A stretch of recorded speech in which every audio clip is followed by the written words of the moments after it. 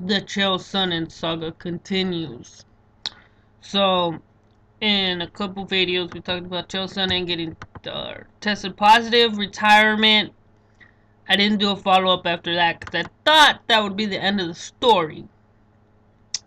It was not. So, Chael did the whole stuff Brazil with Vanderlei. They got a scuffle. Some stuff happened. Silva got hurt because they were supposed to fight on the finale or something like that. Yeah. So here's this hand in the scuffle on the show that you could watch on Fight Pass. That's not a paid plug, but $10 a month. Uh, and then he felt Vanderlei refused to undergo a random drug test, and Nevada, and then Vitor Belfort was gonna be on the card, and it was really crazy because Vitor Belfort was supposed to fight Chris Weidman on the card, but couldn't because he couldn't get off the TRT at the time, but he could get off the TRT at the time to fight Chael Sonnen, whatever that means.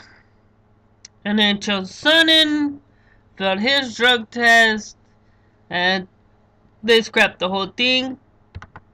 And I'm gonna make another video about UFC 175, which airs tonight. Get my thoughts and feelings on that because you care so much, even though you don't, and I know you don't. So, following the controversy of his second failed drug test, Sonnen announced on June 11, 2014, on UFC Tonight that he would retire from MMA competition. Subsequent to his retirement, it was revealed on June 28, 2014 by the Nevada State Athletic Commission that Chael Sonnen had failed a second round of drug tests, the third failed drug test throughout his MMA career due to presence of human growth hormone, HGH,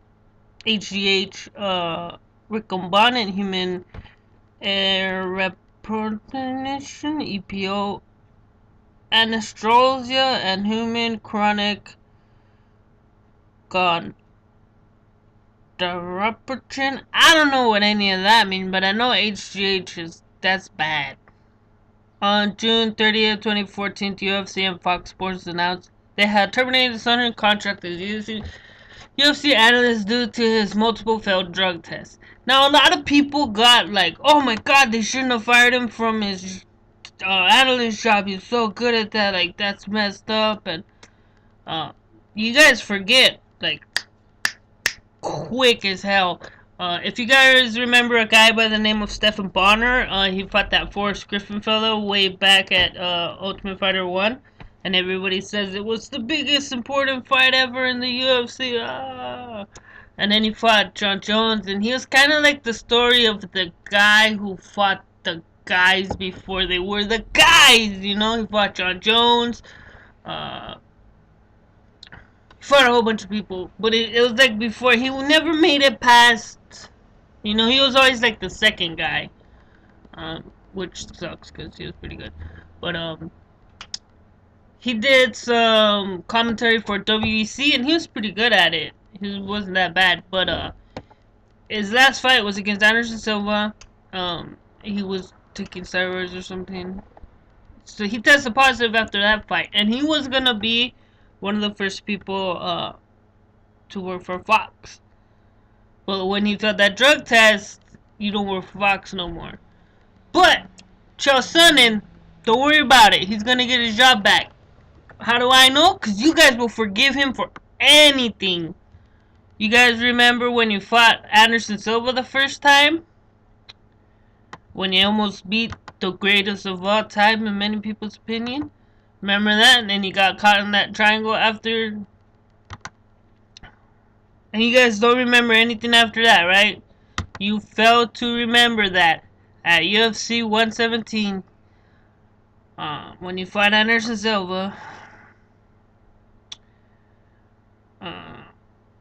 So he peed in the cup, right? After his last Anderson Silva sold, Sonnen had an unallowable high testosterone to progesterone ratio of 16:9 to 0.9 to 1. At the time of the fight, an average man has a T to E ratio of 1 to 1, and testing bodies may allow a ratio as high as 4 to 1 for athletes undergoing TRT treatment. In other words, Sonnen's T to E ratio was nearly 17 times than a normal man and over 4 times the allowed maximum for an athlete. He was fined 2,500 and suspended for 1 year until September 2nd, 2011 by the California State Election Commission.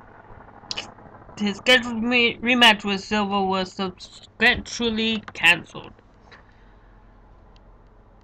And that's not it. It gets worse.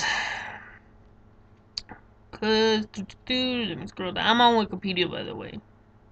It's great. Greatest thing ever invented. So on January 3rd, 2011, Sonnen pleaded guilty to money laundering in connection with mortgage fraud after agreeing to testify against others involved in the investigation. He was fined $10,000 and sentenced to 2 years probation. A licensed realtor in Oregon, Sonnen as the agent for a home sale in 2006, told the title company to buy plumbing company owned by Sonnen's mother for repairs, even though he knew they would not be carried out. After the mortgage company agreed to the loan, the plumbing company was paid $69,000. And at Sonnen's discretion paid the homeowner $65,000. There's more. In 2012, Chael Sonnen started Mean Street Pizza with business partner Lee Gamble in West Linn, Oregon. On February of 2013, Chael Sonnen sued his business partner for embezzlement and unpaid rent. Lee Gamble filed a counter lawsuit seeking $400,000 in damages from Chael Sonnen for defamation, wage reimbursement, and his ownership interest in the business. This case was settled and did not go to trial. After all that, he was the American gangster. That's where the whole American gangster came from, when he was the embezzlement, the fraud, everything. And everybody, we love you, Chael. We love you, Chael. We love you, Chael. Drop those crazy rhymes. You know? And he'll get his job back. Dana White said they'll give him a second chance. He'll get his job back. And then he'll be there talking trash like always. Shoes out of his head on fucking TRT. Don't worry, he'll be back. Give it 3 months. He'll be back. Don't trip. He'll be back. Don't worry. He'll be back.